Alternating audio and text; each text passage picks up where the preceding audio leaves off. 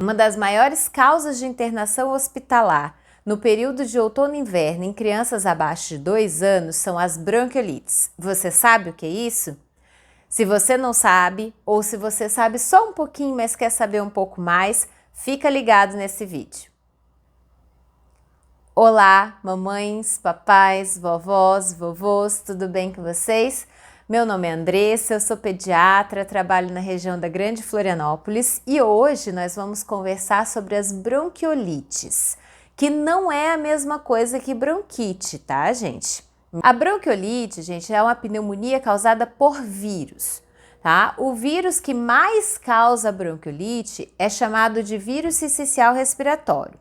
É um vírus que é transmitido por secreções respiratórias, muito parecido como o coronavírus que a gente está vendo atualmente. Então pode ser tanto através da fala, da tosse, do espirro, como pelas mãos contaminadas com secreção, que encostam em alguns locais ou mesmo encostam no paciente que está suscetível, né? E acabam transmitindo essa doença. Ao contrário das crianças mais velhas, que esse vírus geralmente causa uma infecção mais em vias aéreas superiores, nas crianças abaixo de 2 anos, esse vírus em especial, ele causa infecção pulmonar. E aí é o que a gente chama de bronquiolite. É só o vírus sincicial respiratório que causa bronquiolite? Não, gente. Existem outros vírus, como adenovírus, né, que também podem causar bronquiolite. Mas o principal, gente, 80% dos casos é pelo vírus sincicial respiratório, tá? Então, como que a gente tem um quadro clínico, né, dessa criança pequena, né? Então, normalmente é um bebê abaixo de 2 anos que começa com um quadro bem de resfriado. Então, é aquele nariz bem escorrendo, aquela obstrução nasal, aí a criança vai ficando mais cansada pelo nariz obstruído. Pode ter febre ou não, nem sempre tem febre, mas o grande diferencial é que a criança, lá pelo 3º, 5º dia, né, do quadro clínico, ela começa a ficar cansada. Mesmo sem o nariz estar obstruído, ela começa a respirar com muito esforço. E como é que a gente vê essa respiração com muito esforço? É comum a gente olhar a abinha do nariz aqui da criança, ela fazendo movimentos para abrir mais as narinas, para entrar mais ar. Uma outra coisa que a gente vê é a criança respirar mais rápido, né, e fazer esforço para respirar, e aí a gente começa a ver aqui, dar aquela retraída, né, embaixo ali das costelas você também vê entrar assim, né, mais para dentro quando a criança respira, e você pode ouvir mesmo, gente, você pode chegar a ouvir ruídos, né, roncos, né, um certo chiado, parecendo uns gatinhos miando no peito da criança. Às vezes é tão alto que você consegue ouvir só de se aproximar da criança, tá? Então, como que é o tratamento, gente, dessa criança? O tratamento dessa criança, ele é para os sintomas, porque como é uma pneumonia causada por vírus, a gente não tem um remédio específico para tratar esse vírus.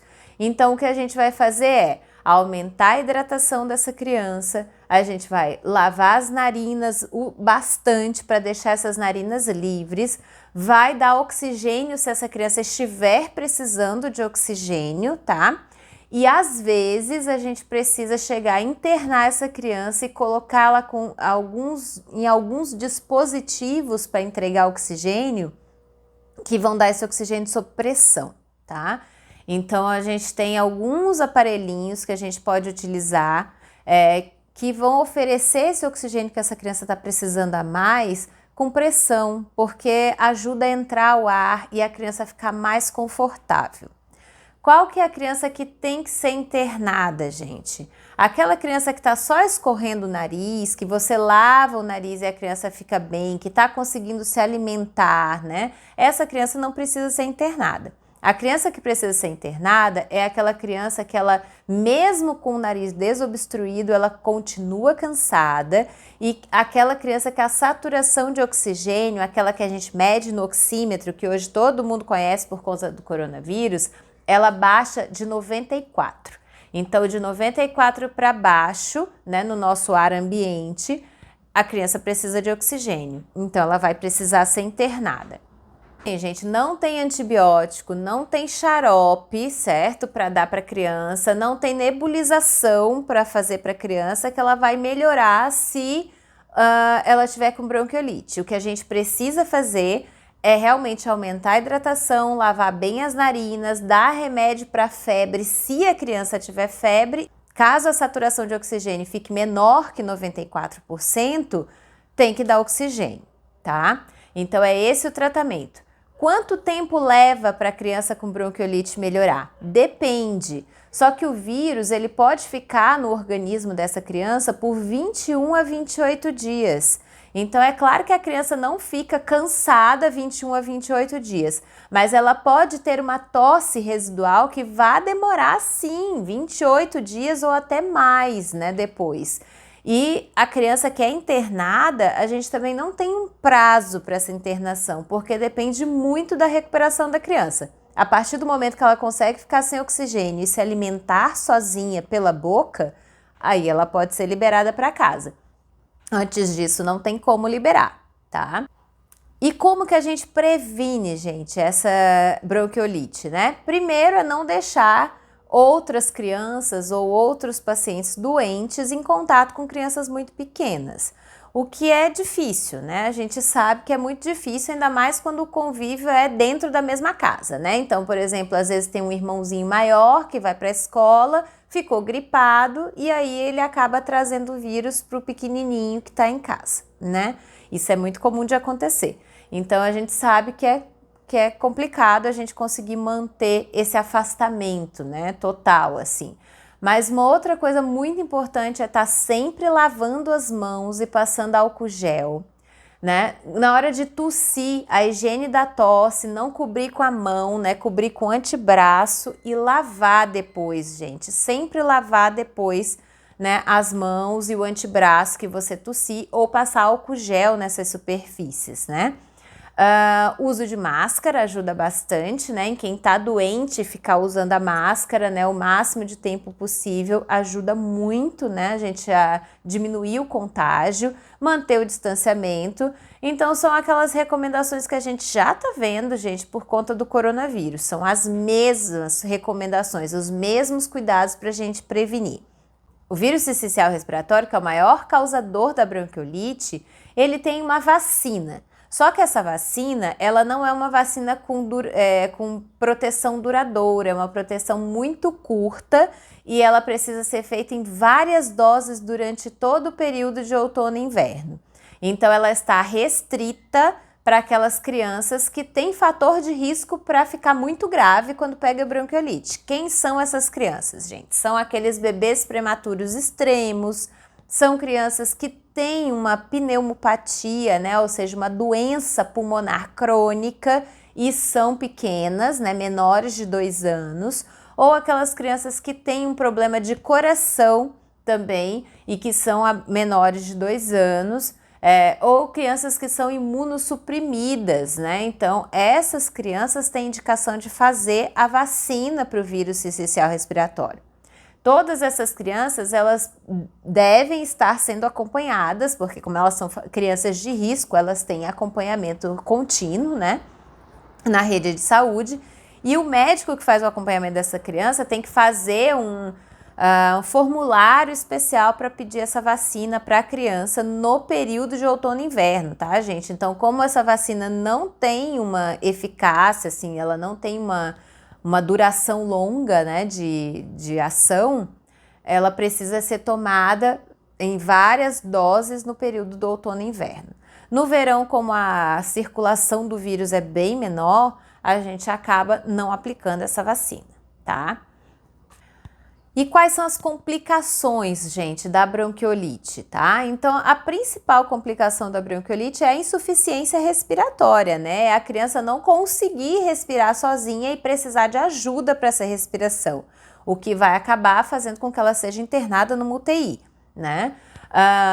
Agora, uma outra complicação é ela, por estar com a imunidade mais comprometida devido à pneumonia viral, ela pegar uma infecção bacteriana em cima e fazer uma pneumonia. Isso é bem comum de acontecer, tá? Então, é aquela criança que, a princípio, o raio-x era um raio-x limpo, porque é uma pneumonia por vírus, né? Então o raio-x costuma ser limpo.